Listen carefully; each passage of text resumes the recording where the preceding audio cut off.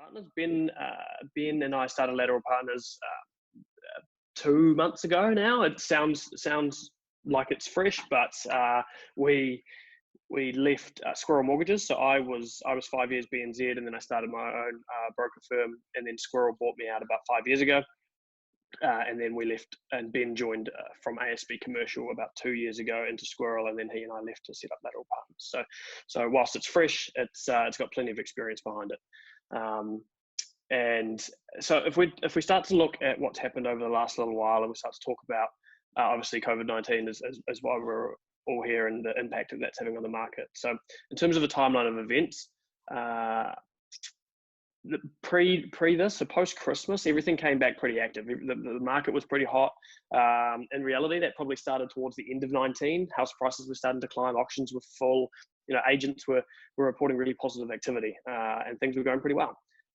A recent report by the Real Estate Institute of New Zealand released in March showed that property prices nationwide had increased about 8.7% year on year. In Auckland, that was about 7%.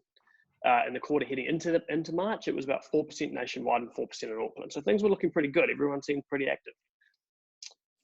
28th of Feb rolls around, and we had our first case of coronavirus. And 18 days later, the government announced the finance pack to assist, you guys and us.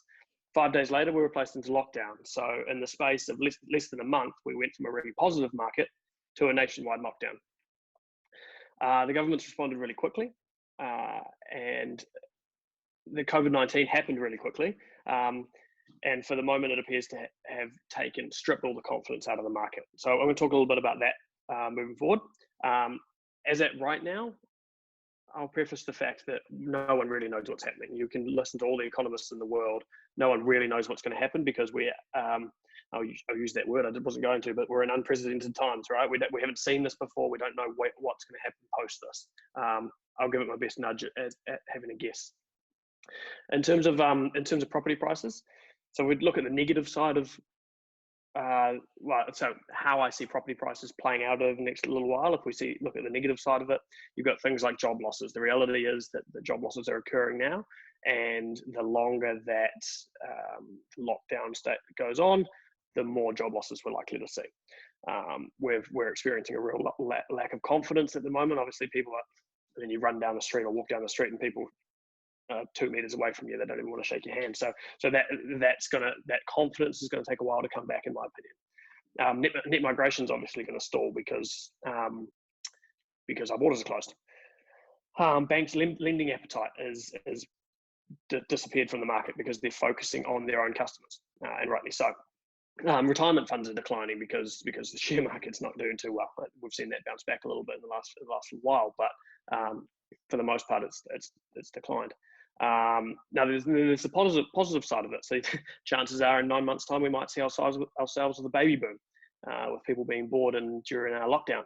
So which will mean people need to upgrade their houses. They need bigger families. People's desire to work from home might increase off the back of this, because they've realised that actually it's not that bad. So suddenly they might need to upgrade. Low interest rates are going to keep borrowers happy. We're going to see low interest rates for the foreseeable future, in my opinion.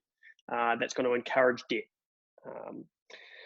Those living in apartments during lockdowns might also want to swap out for a house. I can't imagine living in an apartment over the last little while is overly enjoyable. So they might look to swap that out for a house. Then you've got Airbnb investors, which Ben will touch on later, but chances are they're going to be hurting over the next little while, and they'll look to potentially offload that stock. So you might have a bit more stock on the market.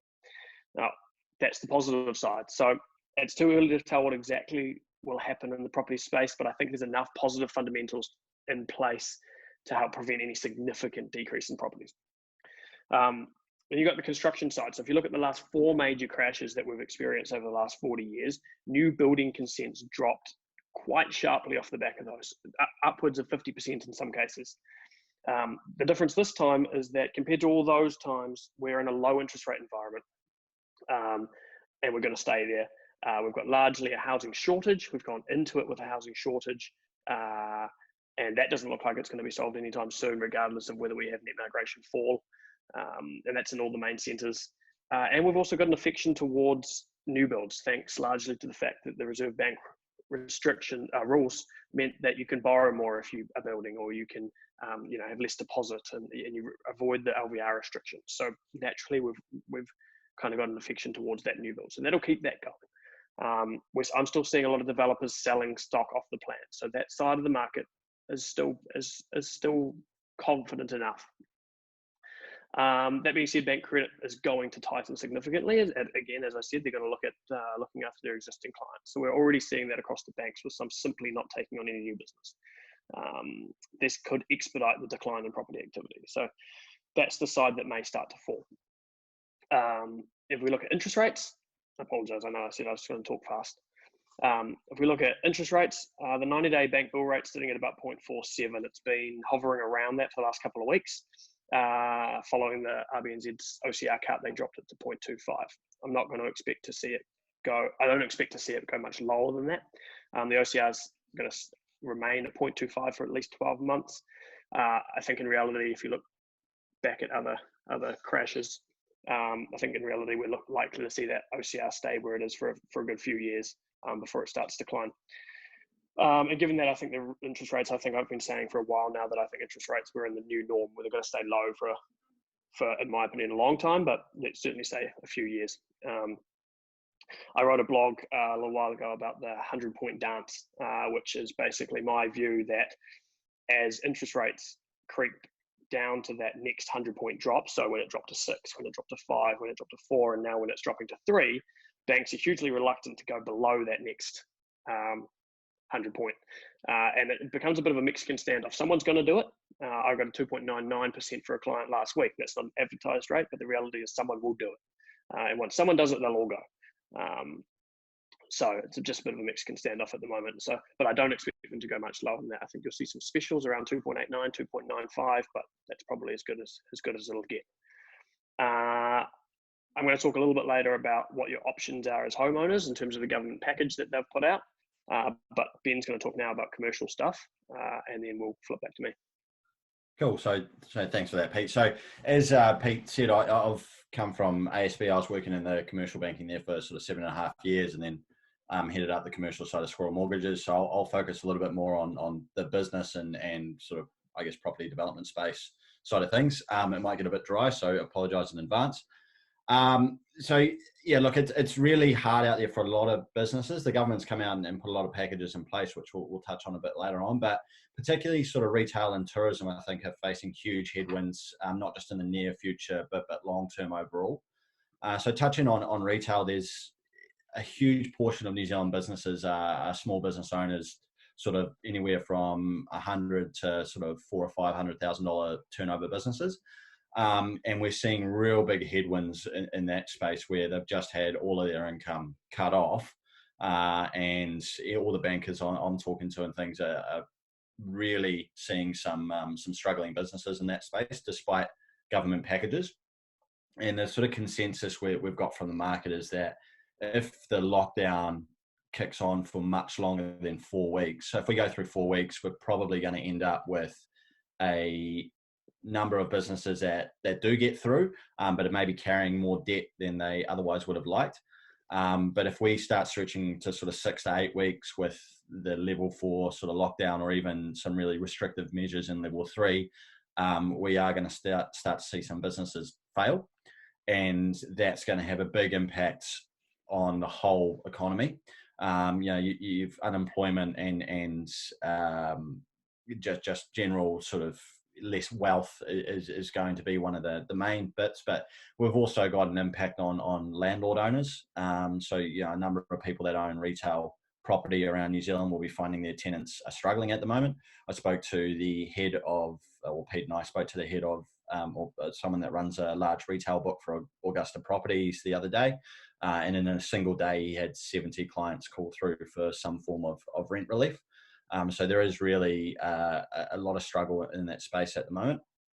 The upside of that is what you might see is investments, funds that were put into retail property repurposed to other kind of investments.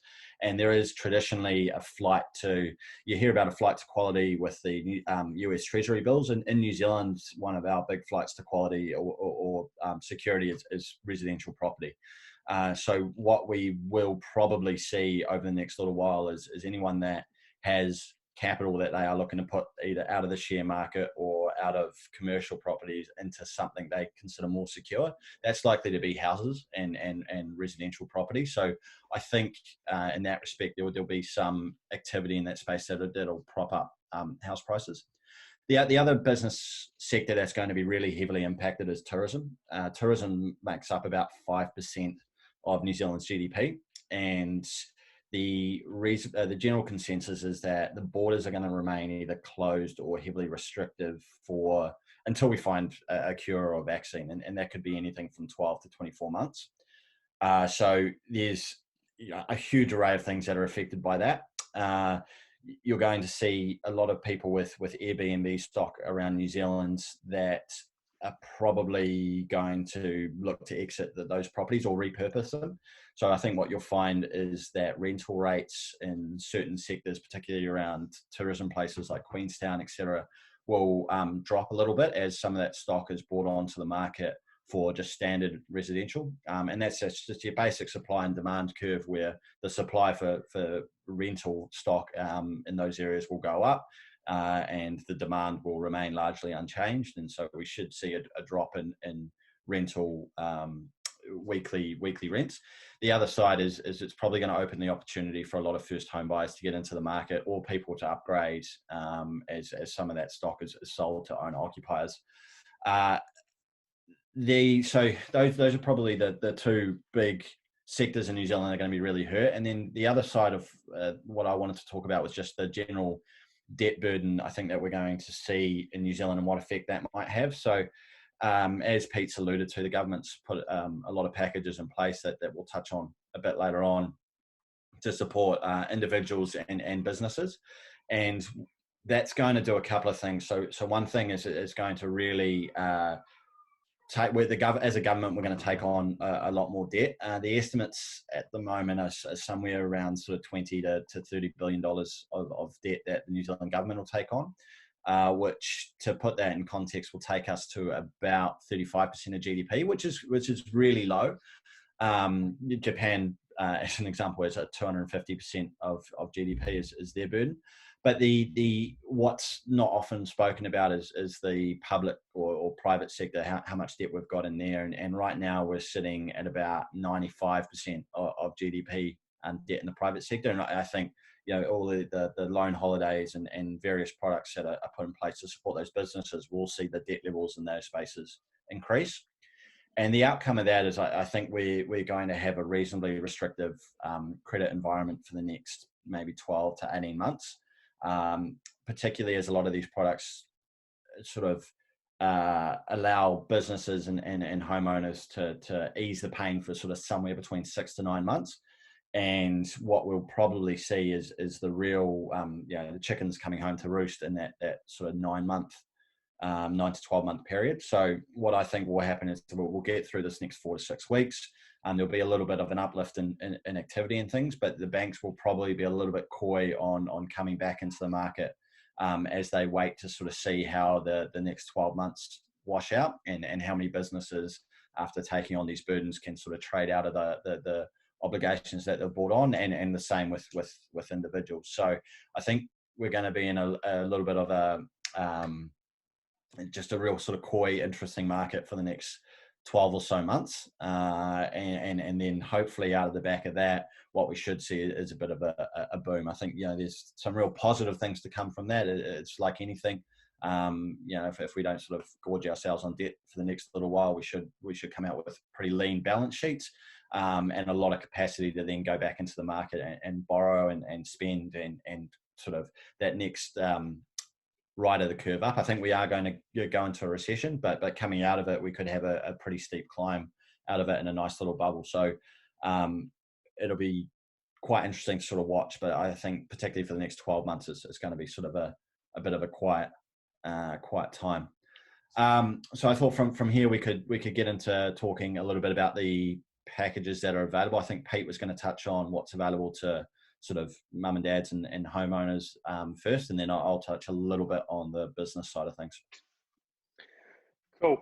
So there's been a lot of talk about this. As I said, it was 18 days after the first case that we had an announcement from the government in terms of the finance package. I think they did a really good job of it. It's helped ease the pain for homeowners and for business owners and for people renting and employed as well. So I do think they've done a really good job of it. The banks have followed on by putting in some really easy processes to apply for this sort of stuff. So I'll talk a little bit about what your options are as a borrower. I did write a blog about this. I think it's been shared with you. So one of those options is the mortgage repayment holiday. Now, it's called a holiday. It's not a holiday. It's more of a deferral, which just simply bumps out your interest repayments. So the interest that you would normally pay over that 6-month period of time accrues on top of your home loan. So at the end, a loan of $500,000, that interest, it'll be about $14,000 over 6 months that would accrue on top of your loan. So if you head into it with a loan of $500,000 at the end of 6 months, your loan will be $514,000. Now that $14,000 is going to cost you about $24,000 over the course of the loan because the interest on interest over the remainder of a 25, 30-year term. So you've got to be. My advice around that is to be aware that heading into it, it's not a holiday. It's just deferring interest, and you do end up paying more in the long run. That being said, if you are experiencing distress, it is a good solution to help solve that problem. The other options, the interest. So if you weren't to go with that one, the next step back would be the interest-only repayments, and this is your ability to flick your loan onto interest-only for 12 months. So you still continue to make repayments, but you're only paying interest. You're not paying any principal reduction. So over the space of a client with around 700K of lending, moving them to interest only would save them about $1,000 a month or $250 a week, $250 a week. So it's a reasonable saving. And that side of things means that you're still paying the interest. So you don't end up paying more in the long run. Obviously, you end up paying a little bit less principal, so your term of the loan will be stretched, but it's a good way to help your cash flow through this time if you're experiencing any distress. I will just bounce back to that mortgage repayment holiday. One of the things to be careful of is if you're an investor, I don't know how many of you are investors, but if you've got some investment property, if you're in the growth mode, as we start heading into a decline in property, there's going to be some good opportunities. So if you want to be ready for that, jumping on a mortgage holiday is probably not a good option because the bank's looking at that going, okay, cool. If you need a mortgage holiday now, why would we lend you more money in the next 3 to 6 months to buy a property because you're already telling us you're in distress. So just be aware of that before you go down that path. One of your other options is to suspend KiwiSaver payments. It's something that I certainly wouldn't give advice on, but it's a really quick one to suspend KiwiSaver payments while you're in this little period. I mean, that's going to save you 3% of your pay or 8% of your pay, depending on how much you've got going in, and that's going to put that money back in your pocket rather than into a KiwiSaver fund, which at the moment is probably not growing all that strongly. Now, the thing to bear in mind there is if you stop the payment, you effectively take a pay cut because you lose your employer's contribution as well. And then the other option is consolidate your debt. So obviously the last two aren't government packages. They're just sort of my advice around other options rather than jumping into that the government provided solution. So the consolidate your debt is simply look at your debt structure.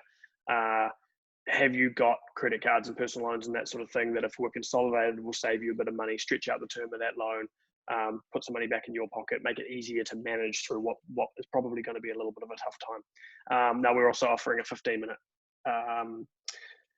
financial health check, which can be part of that conversation as well as around consolidating debt and how we can go about doing that for you. So that's really the residential side of things from the government package. I do think they've done a good job, and there are some really good solutions there for you. I would suggest getting advice first. Cool. And yeah, so then if we look at the business side of things, the obvious one that's probably got a lot of press, especially early on, was the wage subsidy. And this is a great thing offered by the government. In short, it's 12 weeks of pay for the staff of the business. They've, as of I think yesterday or the day before, published the list of companies. It was quite tongue-in-cheek. There were a couple of new worlds in there. So I think there's been a few people raked over the coals on that. But what it's really there for are businesses that haven't been able to trade, but are likely to sort of get through to the other side of this. And it's a mechanism to keep people employed. And the idea from the government is if we can keep employment as high as possible, the recovery out the back end of this should be a lot more swift than it otherwise would be. So there's that side of things, which is cool. The other side is the government's looking at, I don't think they're quite finalised yet, but what they're going to do is put in a couple of clauses on the Companies Act, which are called the Business Debt Hibernation Scheme and Safe Harbour. And in real simple terms, they're clauses that will allow businesses to trade whilst insolvent through this period. So typically, if a business effectively isn't able to meet its obligations, technically by law it needs to stop trading because it puts other people at risk. However, the government sort of recognised that there's a very unique situation at the moment, and they've put a scheme in place that allows businesses to sort of trade through the next 6 months as they get back on their feet, despite the fact they may technically be insolvent, with no penalty to that. So that's a great scheme to just sort of allow people a chance to get out of it. The other one that's spoken about a lot is the business finance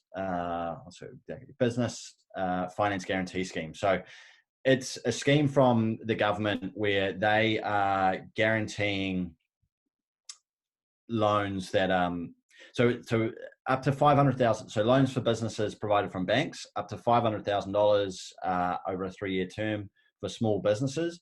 The government's going to take on 80% of that risk for the bank. So in the event a client doesn't pay and they have a $500,000 loan, the bank would lose only 100,000 of the 400,000 because the government would stump up and pay the difference.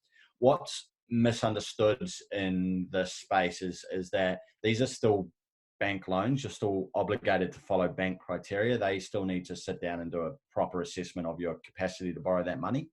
They will still charge you what's considered a fair interest rate. It is repayable over 3 years, and if you default on it, the bank will pursue you to recoup the full 500,000 or whatever it was outside of that. So that may result in sale of property or other assets. So this isn't something where if in the event you do default, the government will just come and bail you out. The government is bailing the bank out and not the investors. So you've just got to kind of be quite careful there. And exactly as Pete alluded to earlier, I think the key part to really think about through this whole process is taking some good advice and thinking before you go in and take on any one of these proposals, because the long-term effects could, it could be consequences that you don't sort of typically foresee, where the banks perhaps restrict how much they're going to lend you in the future, or it might place a burden on the business that you otherwise don't need. So you really want to sort of go out and take some advice before going down that path. You may be able to, as a business owner, you might be able to restructure your commitments over a longer term. You may be able to ask for an interest-only period as opposed to taking on more debt. Or you might even be able to sit and work with your accountants or financial advisors and strip some costs out of that business in the short term to sort of help you get through. So really do sit down and think before you sort of take on one of these options. But there are plenty of options out there available. So I just I see we're about 25 minutes or so in, and I know we wanted to do some questions at the end. So I'll leave it there. I don't know if you've got any more to add, Pete. Nope, nothing more from me. Cool. Gavin? Okay, thanks very much, guys. So what I've done is I've just unmuted everybody. So if anyone has any questions, then this is your chance to ask Ben or Peter. Hi, Peter. Sam here from Topol. How are you going? Hey, Sam, good. Hey, look, so we've got a situation at the moment where we've come into lockdown unable to settle on our property currently, because it was meant to settle 2 days after lockdown. Just looking for what your suggestions would be around how long to fix a term loan for afterwards, because like you said, if it's going to stay low, it's going to stay for a couple of years, but should we be taking full advantage of that when we go in to secure our loan? So you have settled or you haven't settled? No, so it was meant to be 2 days after the Wednesday where we would take over the settlement, so we couldn't do the financial transaction So Yeah. we're doing that when we come out of lockdown, but we're Okay. still like, where do we go? What do we kind of do? Yeah, cool. So a lot of people in that little boat where settlements are being pushed out as a result of lockdown. It's something that the legal society's talked a lot about, and so that's one part of it. The second part, the interest rates. What am I suggesting at the moment? As I said, the Reserve Bank came out and said that the OCR is tipped to stay at 0.25 for at least 12 months. So interest rates are not going to lift in that time, in my opinion. And so therefore, my suggestion to clients at the moment is fixed at 12 months. It's the lowest rate. And when you come out of it, you're still going to be on low rates. Now, I have to say, obviously, that it's unique to everyone's situation. It depends on what your financial goals are and where you need your repayments to sit. But for the most part, 12 months fixed is certainly what I'm doing. It's what I've just done on mine. So, Okay, awesome, thank you.